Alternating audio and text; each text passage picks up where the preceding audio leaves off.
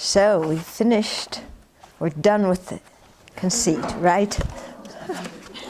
Okay, now we're on to anger, the fire of anger.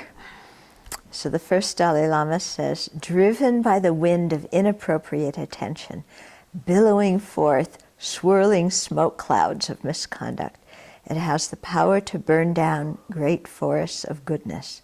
The fire of anger, please protect us from this danger. Okay, so driven by the wind of inappropriate attention.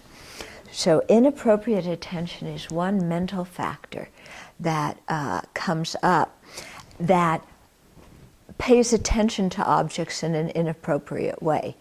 So in the teachings on the 4 establishments of mindfulness, those 4 distortions, seeing impermanent things as permanent and so on, those are all factors of inappropriate attention.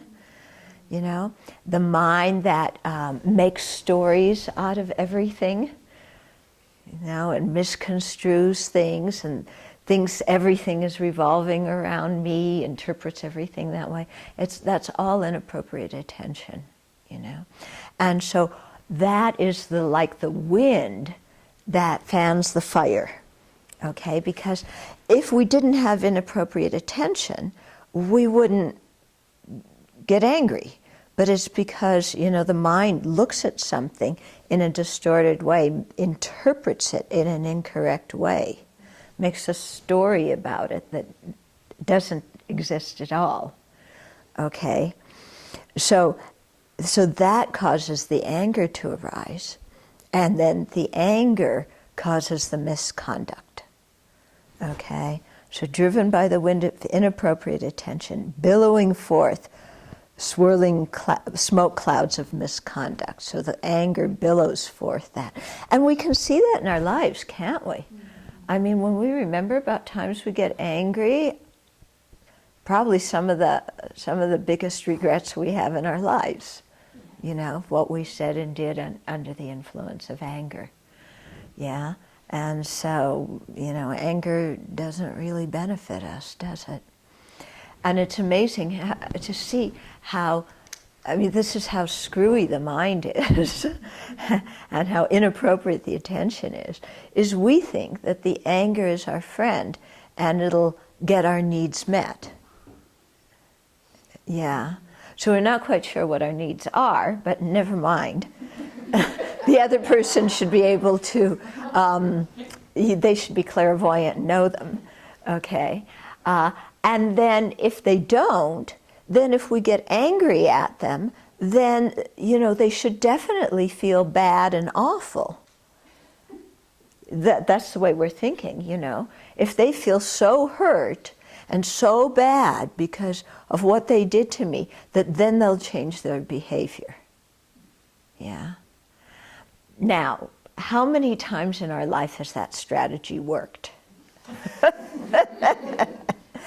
You know, yeah, right, 0. Okay? Because first of all, if we do succeed in making somebody feel guilty and bad, you know, they may kind of do what we want, but not with their heart in it. And they're certainly going to try and retaliate afterwards.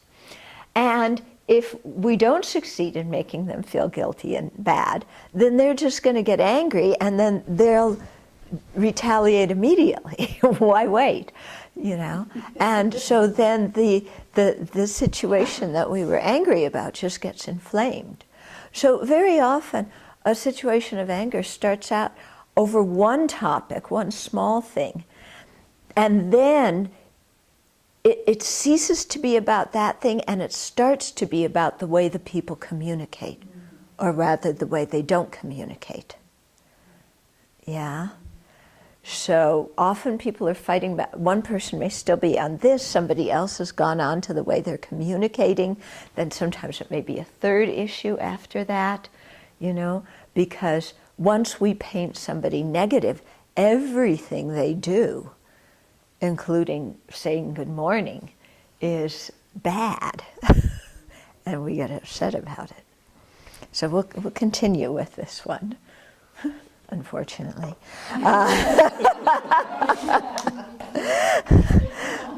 That's something to be aware of.